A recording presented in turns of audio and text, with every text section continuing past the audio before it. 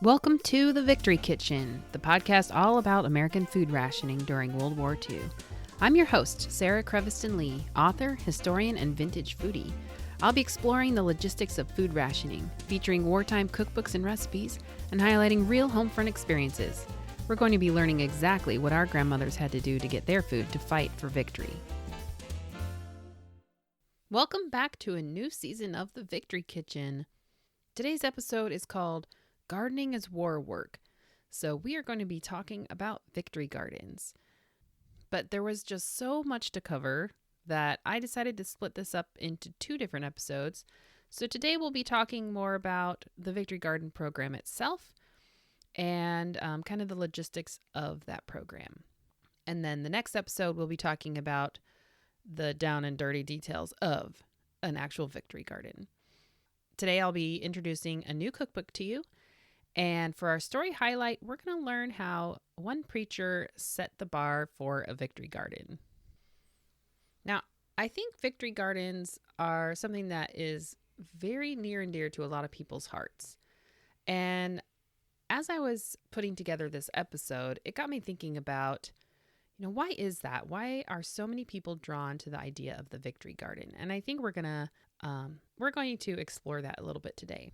So, did you do any gardening this year? I did attempt a garden this year. This is a new house for us, so the garden was already here. So I was kind of dealing with the soil that was here already, and I planted things, but I knew that it would be an experiment to see, how things would grow, how bad the weeds were, things like that. My tomatoes are doing pretty well, and, pretty well.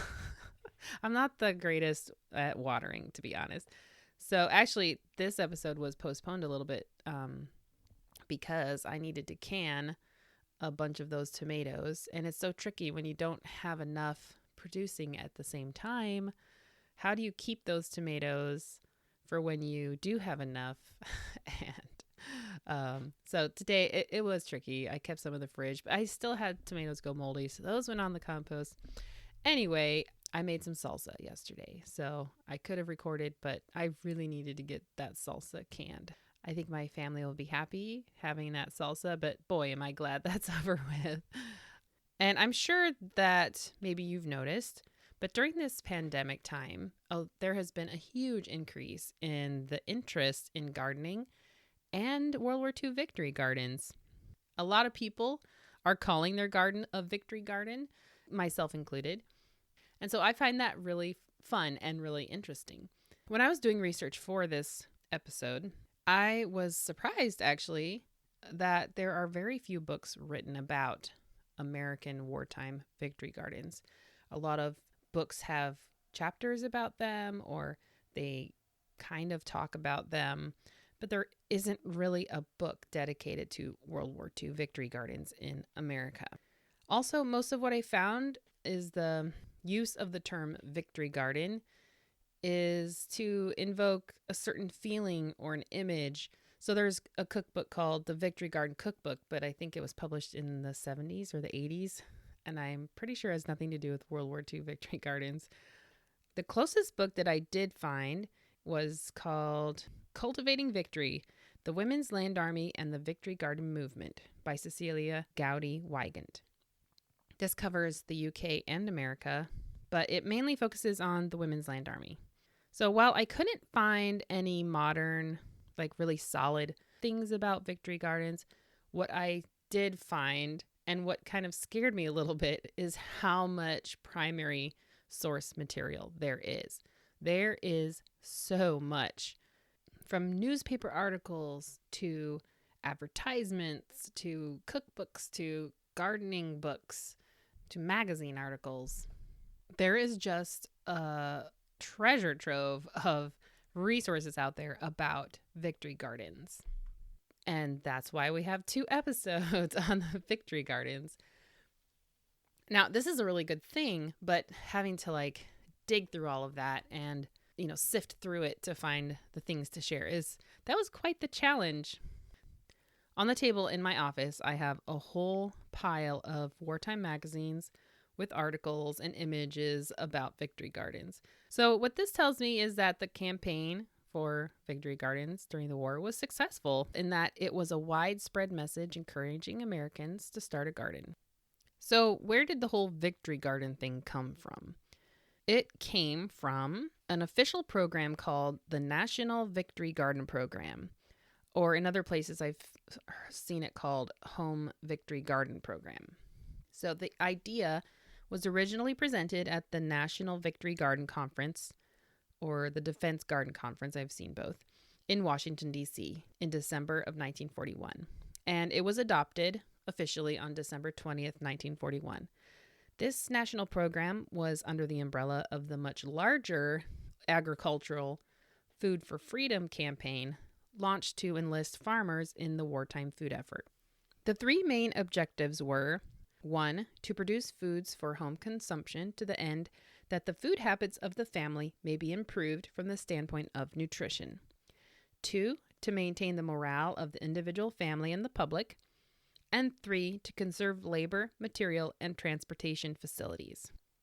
And it was suggested at this conference that the emblem representing the campaign be a victory V made from 2 carrots with a tomato between them and the phrase, "I have a garden," with the campaign slogan of "Vegetables for Vitality for Victory." I think that's kind of corny, but I don't know if this was adopted, at least the symbol was adopted, because I personally have not seen that symbol with the 2 carrots and the tomato. But maybe I just haven't come across it yet. If you have, let me know, because I'm really curious to see it. I have seen other symbols for Victory Gardens, just not that particular one. What's interesting, too, is that this conference also brought up the importance of maintaining flowers, shrubs, and lawns due to their moral factor in defense. So the idea that flowers and shrubs and trees can add to the morale of the general public, I think that's a really interesting concept. And another interesting aspect is that it called on women to assume the principal responsibility in this phase of the garden program. So essentially, they were adding to the women's wartime responsibilities because the men were needed to fight and to work in factories, and so it was left to the women to assume a huge part of the responsibility of planting these victory gardens. That's not to say that men did not participate. They did, it was just on a much smaller scale. Now, within this conference, there was a committee on educational materials and methods, which recommended that boys and girls be given encouragement in participating through their various programs like 4-H clubs, Boy Scouts, and Future Farmers of America, as well as other rural youth groups. The committee also recommended that the main source of subject matter and help come from the Department of Agriculture and the state agricultural colleges, so meaning the county extension agents.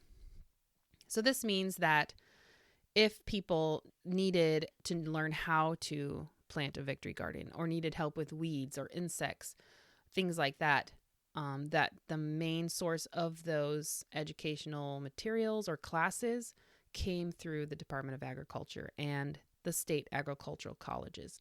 So during the winter of 1941, the new National Victory Garden Program was hyped up for the spring planting of gardens. In the April 1942 Farm Journal, it announced, quote, "The National Victory Garden Program received Uncle Sam's blessing recently when Secretary of Agriculture Wickard and Paul V. McNutt, Director of the Office of Defense Health and Welfare Services, sent out a joint letter to all state governors suggesting a garden enrollment week. This was requested by the National Advisory Garden Committee, recently appointed and headed by Governor Prentice Cooper of Tennessee. Various agencies and garden groups have held meetings and made plans for helping all who want to plant gardens and don't know how to go about it. Any would-be gardener needing help should call on his county agent, who is still the old standby." Close quote. So for some people, gardening was old hat. Like, they've been doing it for a while, and they probably didn't need that much help. But for many, they would be planting a garden for the first time. So for the year 1943, Secretary of Agriculture Claude R. Wickard asked that 1 million victory gardens be grown in America in 1943. Now, something that I came across that I was not expecting to run across, but I was actually very excited by this, was the definition of what a victory garden is. Now, I have seen the term victory garden tossed around willy nilly. I've done it myself. Because since I study World War II, I'll naturally call my garden a victory garden, right?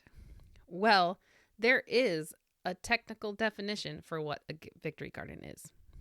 And this is something that I found in a newspaper article from the Central New Jersey Home News from March 21st, 1943. It says that a victory garden is defined as one that under competent management and without waste of seeds, fertilizers, land, or time, produces in the space available just as much as possible of the family's summer and winter requirements of those vegetables that contribute most of the health-giving minerals and vitamins to the food supply. Anyone's garden that meets those conditions is a victory. So now we know. It's not just a garden.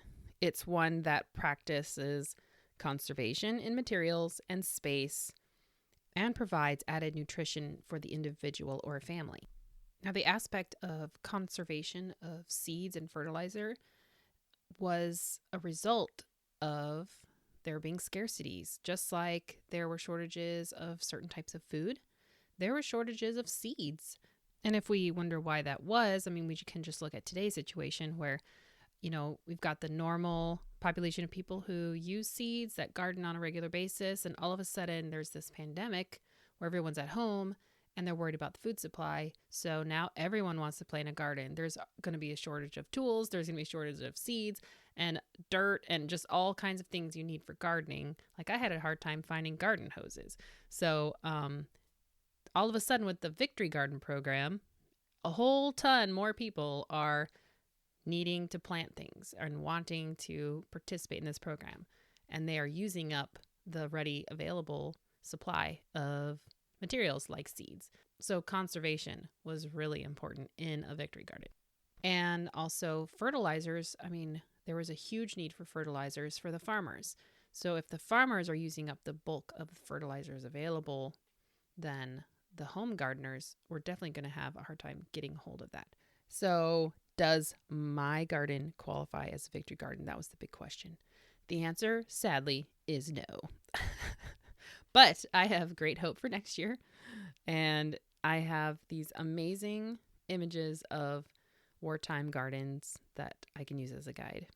And I will be sharing the ones that I can on my blog. To prepare the public for this new campaign, local victory garden committees were set up under local defense councils. In some areas, victory garden work was undertaken by Citizens Service Corps. Block leaders went to each house asking if they were planning a victory garden and advised prospective gardeners to obtain lots through a clearance house established by the Chamber of Commerce. Anyone with unused lots were asked to register them for free use by others.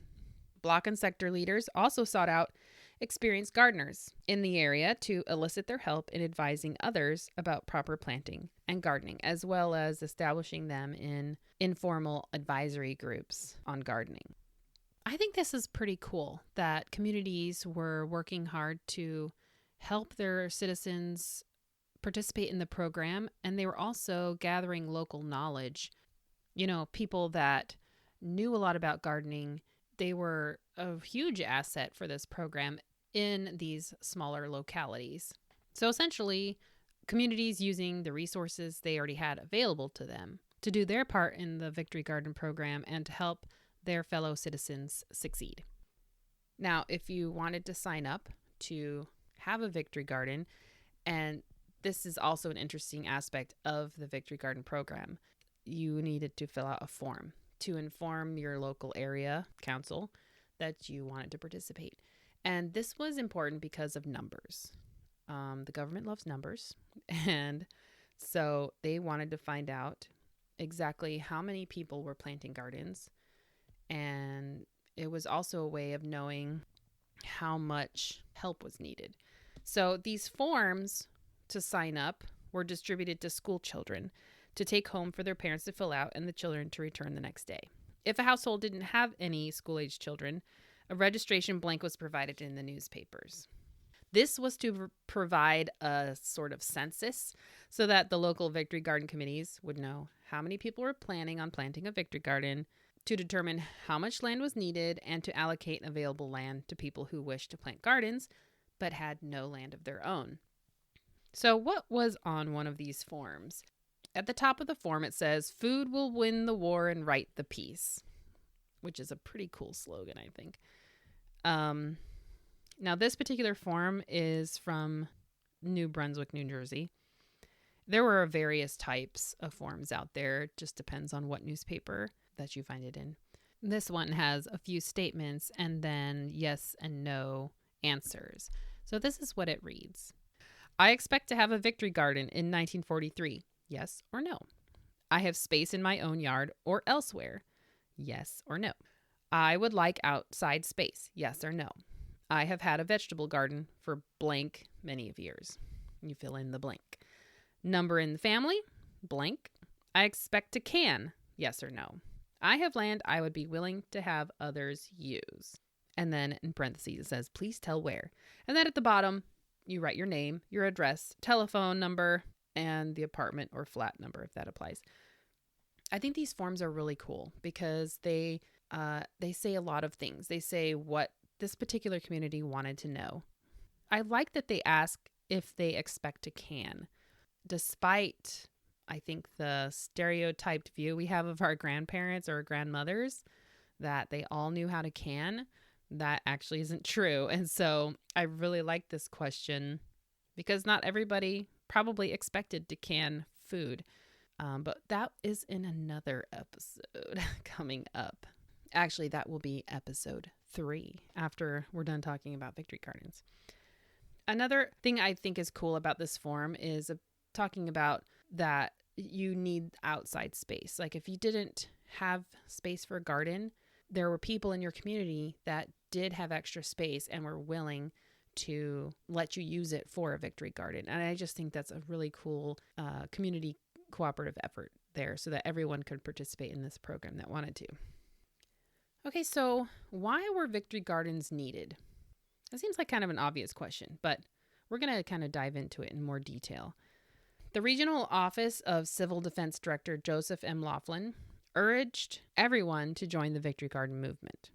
He said, quote, "Victory gardening is a major job for 1943. To eat well, we must plant well. The nation's farmers are doing a remarkable job in producing our food, but the demand races ahead of our supply. 1/4 of our total food production this year must go to our armed forces to help supply our allies, their fighting men, and the workers who build their weapons of war. Battle lines are long and supply lines longer. Food stores for future campaigns must be accumulated now. Food must be ready for the gaunt people who look to us for rescue. Here at home, demand for food grows with the increase in war production. All this means less for normal civilian consumption. The solution to the problem lies in Victory Gardens. They must go a long way towards bridging the gap which widens inexorably between food supply and growing demand. Gardening is war work with a vengeance. Every family growing its own vegetables releases that much more for families unable to raise a garden. Lowered point values on commercial foods may reflect the success of the Victory Garden program." Close quote. So one thing that really stood out to me from this paragraph is that food stores for future campaigns must be accumulated now. Fixing a food problem does not happen overnight. Food takes time to grow, and there's nothing we can do to make it go faster.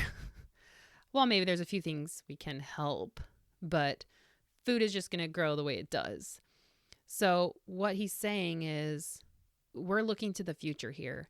If we want to have a good supply of food for the future, we need to start doing something now. Another thing that stood out to me is that Victory Gardens lighten the load of manpower needed. So the more garden produce civilians grew, the less men that were needed on a national scale for food production. The Rochester Democrat and Chronicle newspaper gave an example of the importance of Victory Gardens in February of 1943, saying that due to the recent invasion of North Africa, vast amounts of food needed to be hauled there because the Axis had drained the region of food. It was announced that 60,000 tons of food was to be shipped to North Africa. The article stated that, quote, this food makes the difference between a friendly population and one that would be hungry and resentful, close quote. And as the Allies carried the war into other lands, they would need to feed the people there too. It was a huge responsibility, and it was borne in large part by the American people. So the vitalness of the Victory Garden program really could not be understated. Another reason why the Victory Gardens were needed was because it reduced the demand of strategic materials for canning. So the more people that canned their own food at home with reusable jars, the more tin canned foods were available to go to the military, and the demand was lessened. It also helped relieve food transportation problems. So the more food at home and in town meant less food that needed to be shipped there. And last, but definitely not least, why Victory Gardens were needed was because of nutrition. I'm going to read to you the introduction to this book that I have called Food Gardens for Defense by M.G. Keynes. M.G. Keynes was formerly a special crop culturist and the U.S. Department of Agriculture author of 5 Acres and Independence. This was published in 1942. This is what it says. A word to gardeners. In recent years, there has been a tendency to consider gardening as a hobby. We have tended to look upon such an activity as a luxury, an expensive one at that. Even the folks in the lower income groups often failed to heed the necessity of having fresh vegetables and fruits in their diets.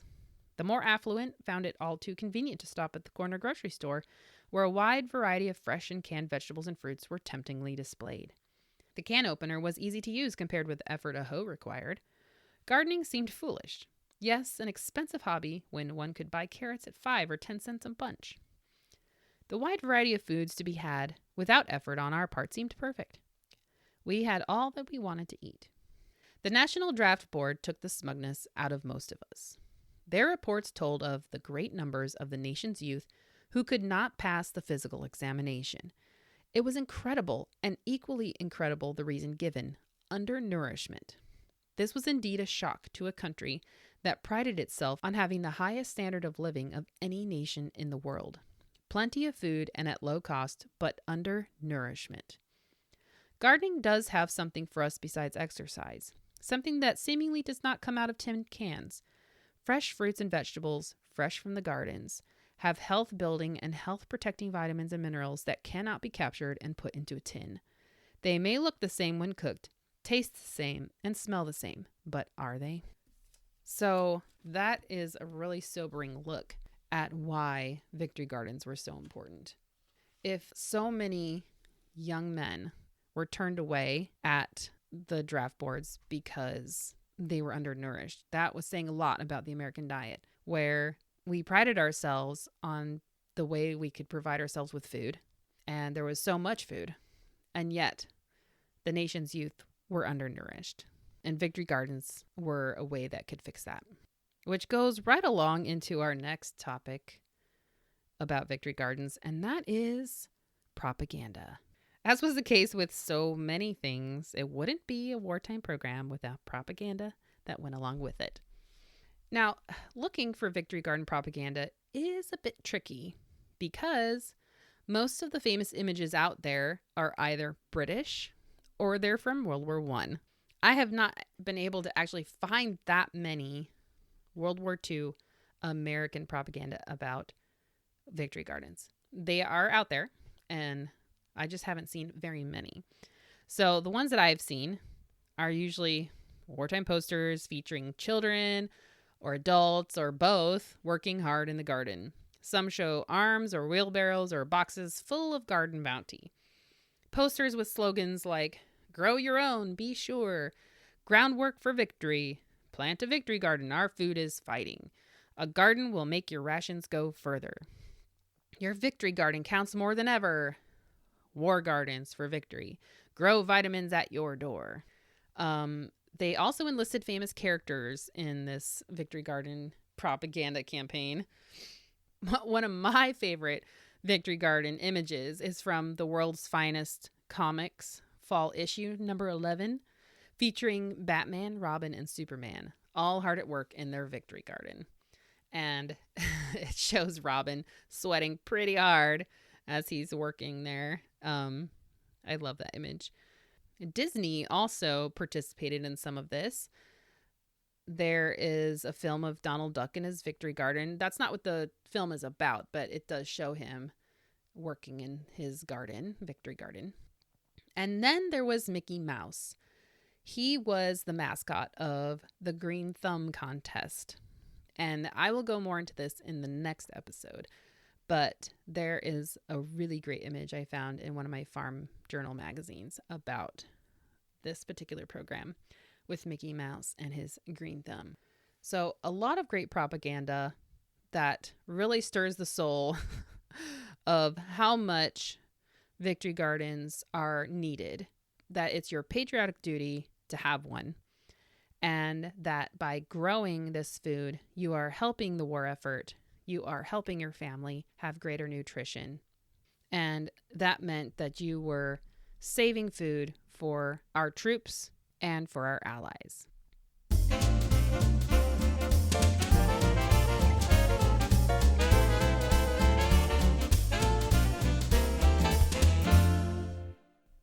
Our featured cookbook today is The American Woman's Food Stretcher Cookbook. This was edited by Ruth Berelseimer. She was the director of the Culinary Arts Institute. If you're familiar with these books, they have so many cookbooks published, especially in the 40s and 50s and 60s. These are like little cookbook booklets, and there's a whole series of them.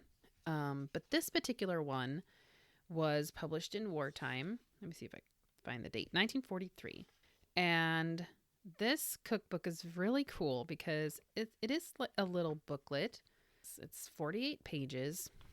And what I found really cool, besides all the really neat recipes in here, is that it shows you how to make your own fireless cooker. I did not even know this was a thing in wartime. I myself went through a huge homesteading phase where I was looking into all kinds of things like this. But I didn't even know they knew how to do this in wartime. So really cool. It's got diagrams and everything. It teaches you how to use a steamer, all the different cuts of variety meats, as we've talked about before on this show. And it's got some really great images in here too. So in the introduction, the title says, "Let's produce everything we can." Then it says, "In the everyday life of a nation at peace, each of us works at the task best suited to our abilities, then changes that labor for the results of another's. Thus we secure everything we need for a full life and some overflow. In a world at war, this exchange is so interfered with that there is no assurance that we shall be able to exchange our work for the fundamentals of living, food, clothing, and shelter. For that reason, we must produce some or all of these ourselves." And then it goes on to say, "Almost everyone will have a garden of some dimensions this year, and many will expand all previous efforts. It is imperative, no matter how much is raised, that nothing be wasted. If you find your family cannot eat it all, or you do not need all you can or preserve, look around for a neighbor or a family who can use the excess to advantage. If these are amply provided for, there is always the hospital or the children's home with empty jars to fill. Their ration points need stretching too." So it goes on to talk about animals that can be produced for food, additional fats and oils you can render yourself, and then also talking about that there are many lakes and streams generously restocked with fish, and that you can smoke or pickle the excess that you catch. All of these ways you can take care of your food consumption for your family yourself. And so I guess in a sense, this is a wartime version of a homesteading or emergency preparedness manual. That's kind of the vibe it gives me, which is pretty cool. So the recipes that I tried, I wanted to focus on things that could be produced in the garden, of course, because, victory gardens. So I've been trying to make a better effort in trying like dinner recipes, because I always tend to gravitate toward baking and desserts and yummy things like that. But I really do want to explore more wartime dinner ideas. So I tried this recipe for bean sausages. That's right, bean sausages. Now, this is a vegetarian friendly recipe. Actually, probably all the ones that I will share with you for Victory Garden, the Victory Garden episodes, will be vegetarian friendly.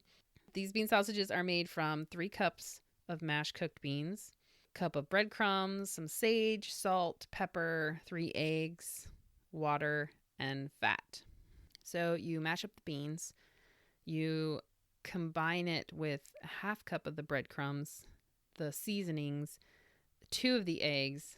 Then you mix it up, kind of like you would meatloaf, I guess. And then you beat the remaining egg and you shape the mashed bean into sausages.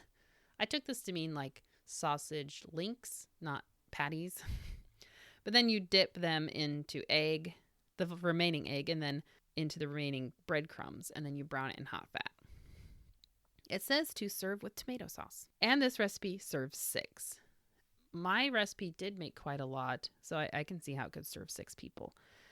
One thing, I did not quite pay attention to how much breadcrumbs to go into the mixture, so I put the whole cup of breadcrumbs in with the mashed beans. Oops. But it actually, I think it turned out for the better. I think it maybe held the beans together a little bit more. So I had tons of breadcrumbs in my freezer that I make from grinding up like bread ends and stuff. So I just used another cup of breadcrumbs to roll the sausages in. Were they good? That's the big question, right? Well, my bean hating child didn't even try them. And that's okay because yeah. But another child said it was okay. And then my husband and I think we enjoyed them pretty well. But here's the thing. These things are pretty bland, and there is no disguising that these are made from beans. The sage did nothing. Like, I could barely taste it over the taste of the beans. Now, I used pinto beans, cannellini beans, and black-eyed peas. I think that was a mistake for the black-eyed peas. While I do love them in other things, the flavor of them was too strong. And I think that's why the recipe suggests navy, pinto, kidney, or limas. Those are all kind of pretty mild beans. So next time I would probably just do some navy beans. But yeah, couldn't taste the sage. Did not taste like sausages. Sorry, 1943. But what I did notice, that while they were bland, that makes them an excellent candidate for dipping into things. So I had this habanero crab ball dipping sauce from a restaurant I went to recently. And I was like, hey, why not? I'll try it in here. Oh my gosh, it was so good. And then I also made a mixture of sour cream and salsa. So kind of playing into this tomato sauce suggestion in the recipe. And that was really good too. I even tried plain sour cream and that was really good. So that's what's exciting about this recipe, is that because of its neutrality and bean flavor, it's really great for just dipping in things, and you can experiment with this. You could do a cheese sauce. You could do, I don't know, whatever you want with beans. So anyway, that was kind of interesting and exciting. Has anyone been fighting over the leftovers? No. Hopefully they won't be forgot about in the back of the fridge. I think I should have some for lunch today. Okay. The next recipe that I just tried 2 actually, but is for apple crisp. Now, I usually try to pick recipes that are really interesting and maybe people haven't heard of or thought of the combination, but sometimes it's just really good to try an old favorite, but wartime style, and see how it pans out. So apple crisp was my most favorite dessert growing up. And so I have a very specific criteria for what makes a good apple crisp. And it usually involves oats. Now, this recipe does not involve oats whatsoever. So I was really skeptical from the get-go. But it calls for 6 apples. I used a mixture of the wrinkly apples I had in the fridge. I think it was like Granny Smith and Gala. But I think using a mixture of different apples really helps any apple recipe. So it calls for also 2 tablespoons lemon juice, a quarter cup of water, half teaspoon cinnamon, a cup of sugar, 3/4 cup flour, a quarter teaspoon salt, and a third cup of butter. Now, this recipe was weird. I thought at first. So you pare, core, and slice the apples into a greased baking dish. You add the lemon juice and a quarter cup of water. So there was just liquid in the bottom of this pan, and I thought that was really weird. Usually I just rely on the apples juicing themselves with the sugar for the juice in an apple crisp, right? I think that's what most modern recipes do. But just wait. We'll find out what happened. All right, so you mix the cinnamon with half the sugar and sprinkle that over the apples. Combine the remaining sugar with flour and salt. Cut in the butter. Arrange those crumbs over the apples and then bake for about 45 minutes. And it serves 6 people. So, no oats, like I said, and this weird amount of water. Another criteria I think is important with apple crisp is the salt to sugar ratio. Salt is very important to set off the sugar flavor. It just enhances it. You just really need that balance for the sugar not to taste flat. Some recipes don't get it right. This had a quarter teaspoon salt. So was it enough? So this baked up really nicely. It looked amazing when it was done, even though it was oatless. I was also very curious about where that moisture, like what was going to happen with it. Oh, and I forgot to mention the sugar. A cup of sugar is a lot, especially for a wartime recipe. But what I did was I used half a cup of white sugar to sprinkle over the apples, and then the other half brown sugar to use in the crumble mixture on the top. So it baked up beautifully. It was golden and crisp. That's another criteria for apple crisp. It needs to be crisp, like the recipe title says. And it was. It was crisp. And while it was still warm, it was very watery because, the water and then the juice from the apples. But the next day, there was some left. Not much, but there was some left. And I just left it out on my stove because sometimes when you put things in the fridge, it gets soggy. But the sauce had thickened, so it was more like a syrup. And so while I was skeptical about that water, what I think happened was it helped to steam the apples, and it was so moist in a good way. A lot of times I've had apple crisp kind of like the next day it's more dry. Not that it tastes bad, but this was like juicy and wow. So I, have a seal of approval for that water added. That was a surprise. And it tasted amazing. The salt was perfect and the crust was perfect, which was so shocking without those oats. So if I'm going to make an apple crisp recipe and I don't have oats on hand, this would be my go-to recipe. It was so good. So I highly recommend this. They do suggest to add a half cup raisins and a quarter teaspoon nutmeg to the apples and to use brown sugar instead of granulated if desired. I'm going to say no to the raisins, but to each his own. And the nutmeg sounds interesting. I think that would be really tasty too. So overall, really great recipes. And these will be up on my blog for you to try yourself.